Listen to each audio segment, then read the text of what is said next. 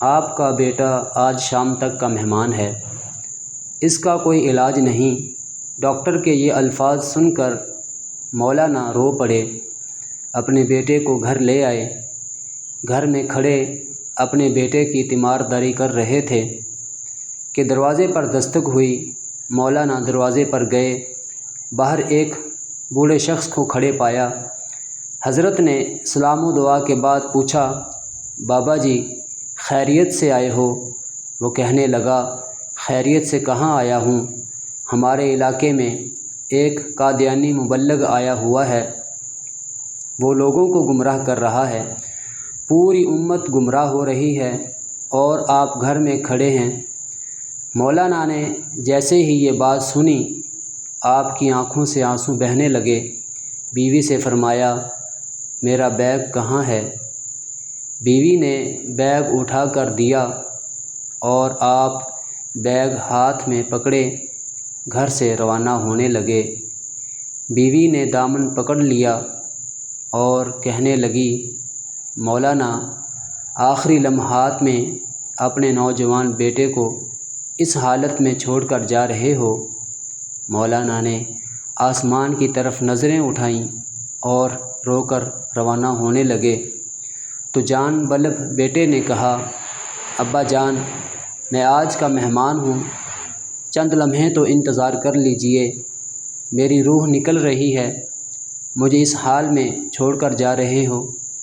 مولانا نے اپنے نوجوان بیٹے کو بوسہ دیا، رونے لگے اور فرمایا، اے بیٹے بات یہ ہے کہ میں محمد صلی اللہ علیہ وآلہ وسلم کے دین کی خاطر جا رہا ہوں، کل قیامت کے دن حوض کوثر پر ہماری تمہاری ملاقات ہو جائے گی۔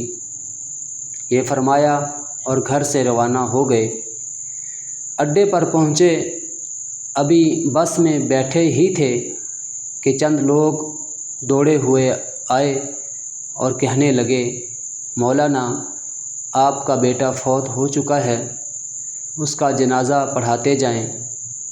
مولانا نے آسمان کی طرف نظریں اٹھائیں اور رو کر فرمانے لگے، جنازہ پڑھانا فرض کفایہ ہے اور امت محمدیہ صلی اللہ علیہ وسلم کو گمراہی سے بچانا فرض عین ہے۔ فرض عین کو چھوڑ کر فرض کفایہ کی طرف نہیں جا سکتا۔ پھر وہاں سے روانہ ہو گئے۔ اس علاقے میں پہنچے، اللہ تعالیٰ نے کامیابی عطا کی، وہ قادیانی مبلغ بھاگ گیا۔ مولانا 3 دن کے بعد گھر واپس پہنچے۔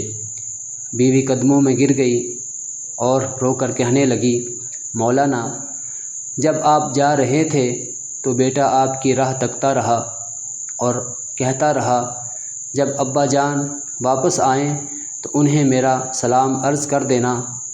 مولانا نے جب یہ سنا تو فوراً اپنے بیٹے کی قبر پر گئے اور دعا مانگنے لگے، اے اللہ ختم نبوت کے وسیلے سے میرے بیٹے کی قبر کو جنت کا باغ بنا دے۔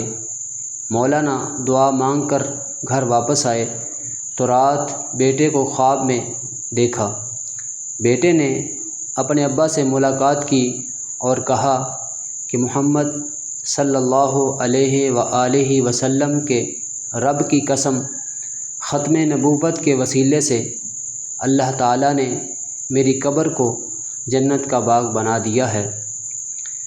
ختم نبوت کے اس مجاہد کو دنیا حضرت مولانا غلام غوث ہزاروی رحمۃ اللہ علیہ کے نام سے جانتی ہے۔ ایسے تھے ہمارے اکابر جنہوں نے ناموس رسالت صلی اللہ علیہ وسلم کی خاطر اپنا سب کچھ قربان کر دیا تھا۔ اے اللہ جو اسے آگے شیئر کرے اس کی تمام مشکلات دور فرما اور اس کو ضرور جنت میں داخل فرمانا۔ اے اللہ ان کے وسیلے سے ہماری بھی مغفرت فرمانا، آمین ثم آمین۔ تاجدار ختم نبوت زندہ باد، زندہ باد، زندہ باد۔